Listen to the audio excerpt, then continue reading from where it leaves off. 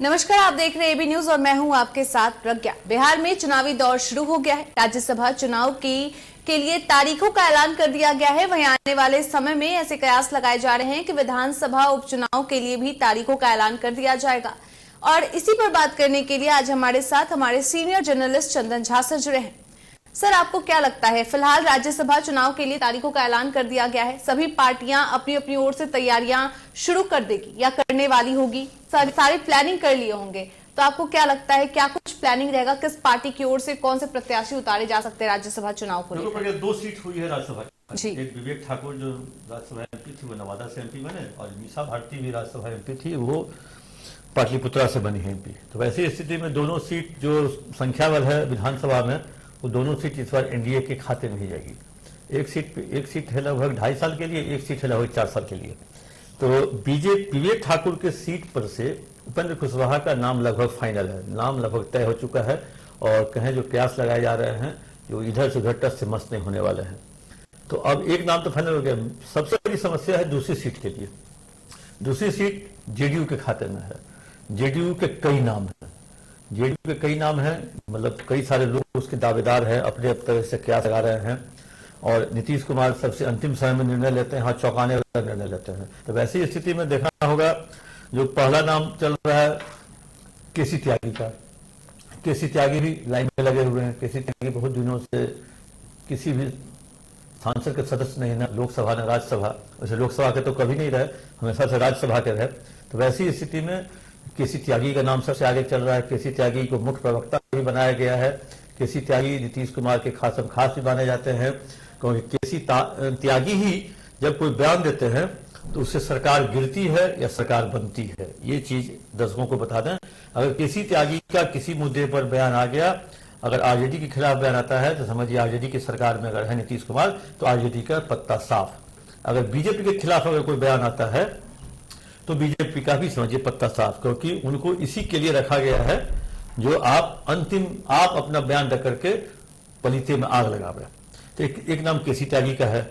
दूसरा नाम आता है मनीष वर्मा का, जो हाल ही में बीआरएस लेके आईएएस थे, बीआरएस लेकर के आज जेडीयू में शामिल हुए, काफी तामझाम के साथ शामिल तो ऐसे हुए जैसे लगता है जो 74 के आंदोलन के उपयोग हुए मनीष वर्मा। इतने सारे संख्या में उनके समर्थक आए रहे। वो आईएएस रहे उड़ीसा में, ठीक है, नालंदा के रहने वाले हैं, अपने आप वो तथाकथित मुख्यमंत्री का भगना भी कहते हैं, भांजा भी कहते हैं। लेकिन जिस हिसाब से वो शामिल हुए और रोज लोगों से मिल रहे हैं, उनके फेसबुक पेज पर आप देखिएगा, वो आवास से लेकर के पार्टी कार्यालय में लोगों से मिलते हैं और लोगों का गुलदस्ता भी लेते हैं, बहुत ही हंसते हुए। और साफ तौर पर कई चैनलों पे इंटरव्यू भी आजकल उन्होंने दिया है। तो मनीष वर्मा का भी नाम आ रहा है तेजी से। एक नाम आ रहा है जहानाबाद के भोला शर्मा का। भोला शर्मा भी इन दिनों पूरे बिहार में है, पूरे दमखम के साथ बिहार में घूम रहे हैं, और बिहार में घूम रहे हैं, गांव को गोद ले रहे हैं और कह रहे गांव का विकास करेंगे, जहानाबाद का विकास करेंगे। अचानक से वो पिछले 24 के लोकसभा जो चुनाव हुआ है, उसके 10 दिन पहले से सक्रिय हुए हैं बहुत ज्यादा, और वो आए थे जेडीयू के पक्ष में। अभी भी वो पटना और जहानाबाद के बीच में है। तो एक तीसरा नाम भोला शर्मा का भी आ रहा है। देखना है जो भोला शर्मा इस बार बाजी मार पाते हैं कि नहीं पाते हैं, क्योंकि वो अरिस्टो फर्मा के सर्वा है इन दिनों।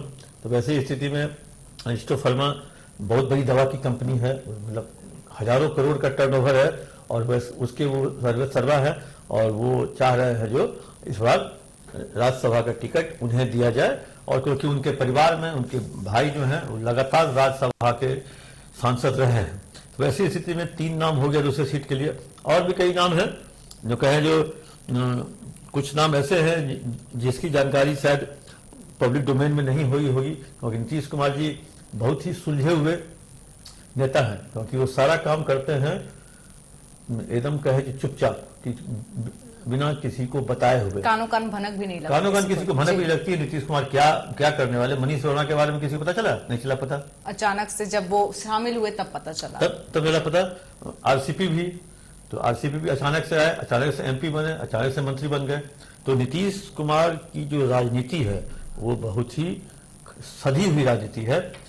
अब बात करेंगे प्रज्ञा विधानसभा चुनाव की।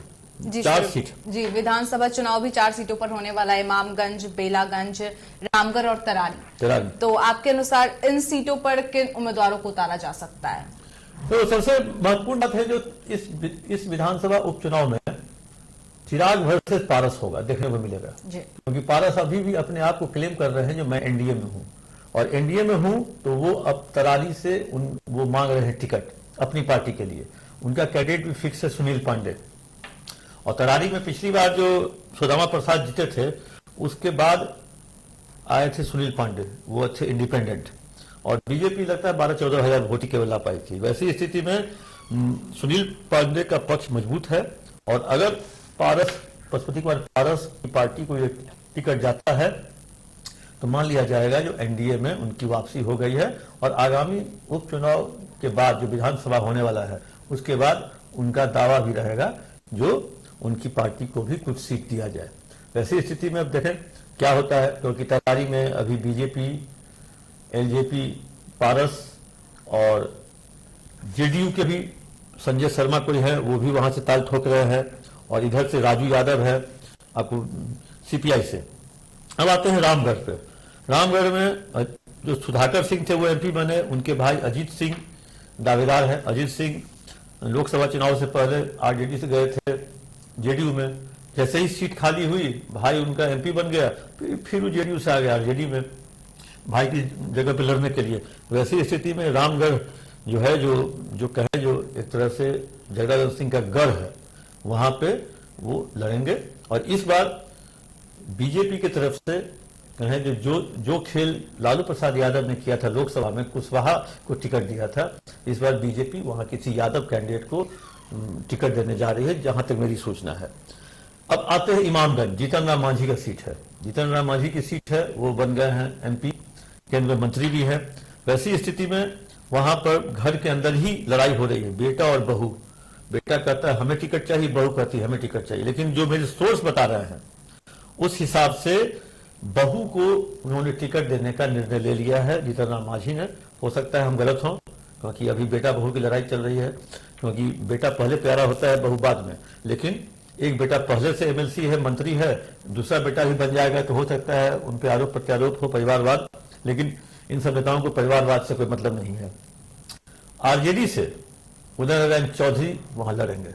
उदय नारायण चौधरी की वहां से लगातार लड़ते आ रहे हैं, और इस बार उदय नारायण चौधरी ने वहां काफी काम भी किया है और काफी वहां समय भी दिया है, इसलिए ये भी सीट इस बार इंपॉर्टेंट हो जाएगा। हम दर्शकों को बता दें इस बार चारों सीट की लड़ाई बहुत इंपॉर्टेंट है, और चारों सीट पर कहें जो कद्दावर दोनों तरफ से हैं, किसी को 19 नापना गलत होगा, सब कहें अपने आप में 20 है। फिर आ जाए बेलागंज। बेलागंज में ये सीट सुरेंद्र यादव 8 बार जीते हैं, तो वाजिब सा हक है, 8 बार जीते हैं तो 9वीं बार भी चाहेंगे उन्हीं के पास रहे। तो उन्होंने अपने पुत्र जिनका नाम है विश्वनाथ यादव, उसको खड़ा करने का निर्णय लिया है। लगभग निर्णय हो चुका है, ये निर्णय लिया है।